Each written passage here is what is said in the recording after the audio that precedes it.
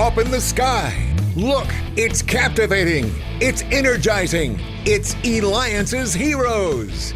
Eliances is the destination for entrepreneurs, investors, CEOs, inventors, leaders, celebrities, and startups, where our heroes in business align. Now, here's your host flying in, David Kogan, founder of Eliances.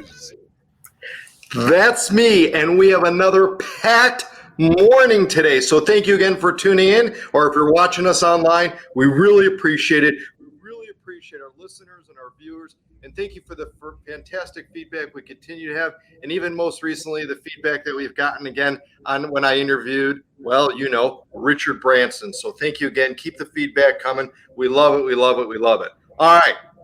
Now, if you haven't ever experienced a back pain, well, it's probably because you're real young, because at some point in your life, your back's going to start really kind of feeling kink and feeling a little bit of pain. And our next hero, are you ready for this? He developed something that's just been going gangbusters, and it has to do with the back. We've got with us Tate Stock, founder of Chirp Wheel, and also Ship Stud, but we're going to mainly right now talk about Chirp Wheel. And welcome to the show, Tate. Good to be here. Thanks for having me. Hey, Tate, I'm just curious. How did your parents come up with the name? Where does Tate come from? To be honest, I don't really know. I do know that 5 kids that I know of were named after me, so it must be a good name, but. Awesome. All right. So let's talk about how did you come up with this idea of the Chirp Wheel, and then also want to find out is how this all really just came to be, and what was the inspiration for it? So 5 years ago, I had a semester left in college, and I was just about to get married. Honestly, I was looking for something to get me out of wedding planning. And I found this roller type device in my aunt's living room called a yoga wheel. And the yoga wheels were invented in the 80s, but they kind of were coming back. I didn't know it at the time, but there were a couple companies starting to make these yoga wheels, which is a stretching product in yoga. And I looked it up on Amazon, and Amazon finished my sentence. So I knew that their algorithm was picking it up, but no one was selling them. And so I went out and I bought $400 in sewer pipe and $50 in yoga mat, and strapped some skateboard wheels onto a table saw, and I would lift the pipe into the table saw, right, and cut it. And so I threw them up on Amazon, and in 2 weeks I made $12,000. So I turned this $400 to $12,000, and that's how it all got started. And the product obviously proved itself really fast that it could sell. That's awesome. All right. So things are rocking and rolling, and then you decided, hey, let me give it a shot on Shark Tank. Yeah. So we got, we actually were called up by the producers of Shark Tank, asking us to apply. Now, I had applied 2 times previous, but it's really hard to get through a 60,000 person application process, right? So we still had to go through the whole application, but we did get a little bit of top of the pile attention. So yeah, that just happened this last spring is when they called us up. That's awesome. That's awesome. Congratulations, first of all, on getting on the show. All right, let's talk about the pressure of that too. So you're walking you're walking right down those Shark Tank area with the sharks and all that. What's going through your mind? Oh man. So a lot of people don't know this, but the music isn't playing, the dun, dun, dun, dun, dun, dun. It's not playing, so it's silent. And then you go out there and they have you hit your mark, and then they get all these shots of you, right? There's boom cam, and they have you stand there for about 60 seconds, and then the producer yells, "Begin!" And then you jump right into it. So it was nerve-wracking. And then you talked to us about the part. So you ended up accepting a deal, getting offered a deal, and accepting a deal with Lori. Mm-hmm. And how's that been then since? It's been good. Just like any other business deal, there's a lot of due diligence. And so we're actually in that right now, where her team has all of our numbers. They have all the information they need. And then the process, I don't know, I think it's typically 5 to 6 months. And so hopefully it goes through. We're really looking for that partnership. But But just the fact though of being on it, what have you seen take place since it's aired? Oh man, a lot of love from our customers. It's definitely helped the business grow. It aired on October 30th, so it was right before holiday season. So it really teed us up well to get a whole bunch of traffic and attention on our brand, and then be able to monetize that and help a lot of people out with back pain through this whole Christmas season. So yeah, it's been great.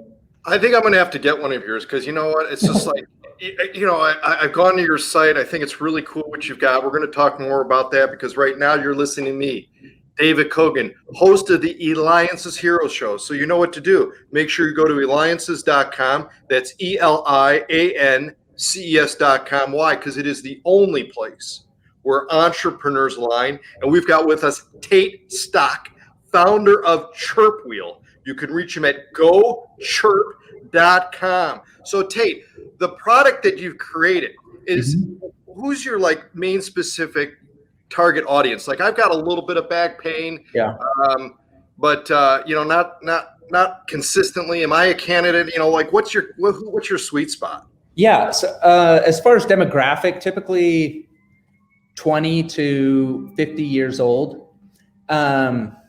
We have some older 60 and 70-year-olds, but it's more probably just for just general back pain relief. You know, it's a really simple roller type device. And so it's not like we're strapping you up to a system, but they're really easy to use. So we sold over 1 million wheels, and our return rate is really low. You know, so it's effective product for pretty much anyone experiencing a wide range of different back pain. Honestly, if it doesn't work, we take it back because not everyone's the same. So, and how often should someone be using it?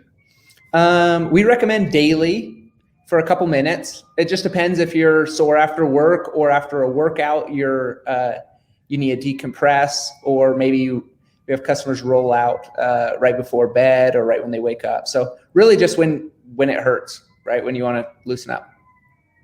So what we found, and from doing many of these interviews, you know, this really launches the part two, you know, your first product on other products under other avenues and stuff of that, and other businesses, which now this has led for you to do ShipStud. Is that right?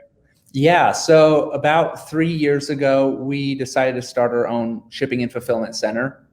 We were moving a lot of product for Chirp, and we pretty much ship for just a couple key brands that are high growth, and we just do that along with Chirp. So that doesn't take the majority of my time, but it definitely, I mean, it supports our growth with Chirp, and Chirp supports ShipStud's growth, so that both businesses work really well together.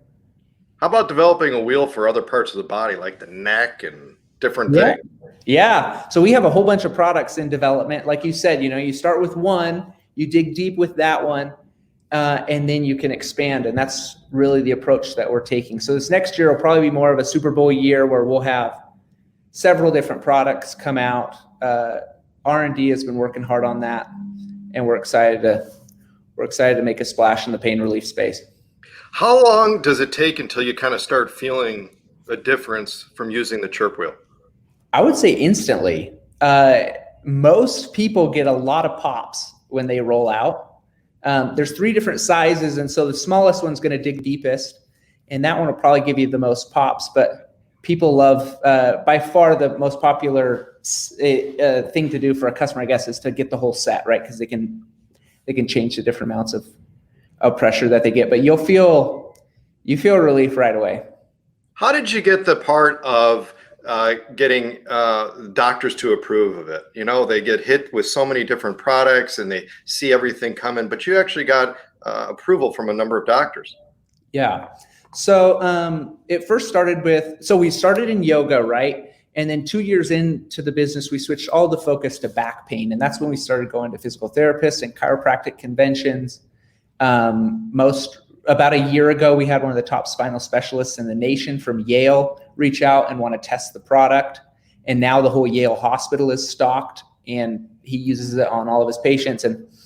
And so I feel like it was a process of going straight to the consumer, getting a lot of their feedback, and as well as coupling it with the medical community. Now it's a roller type device, right? It's not like we are the only wheel that's FDA registered as a class 1 medical device, but we're not, I don't know, maybe the extensive medical route we didn't have to take.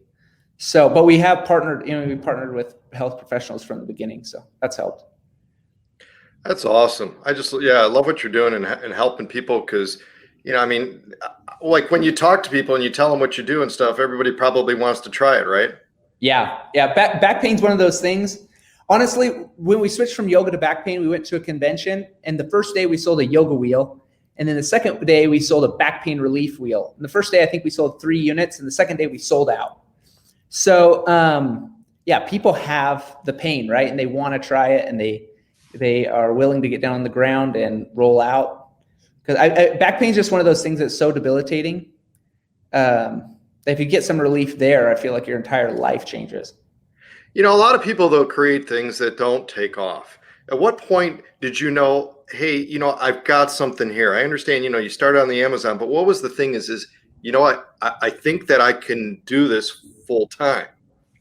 It was probably 2 years into the business, and we had done $180,000 in sales.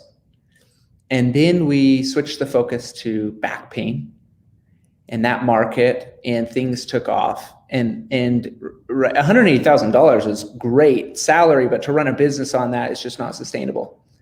And then I think the aha moment was we needed to figure out how we're going to sell more of this product, and that marketing shift and some of the brand shift that we did. That's probably the biggest aha. Like, okay, we could actually grow this thing. Right. And how many people would have given it 2 years?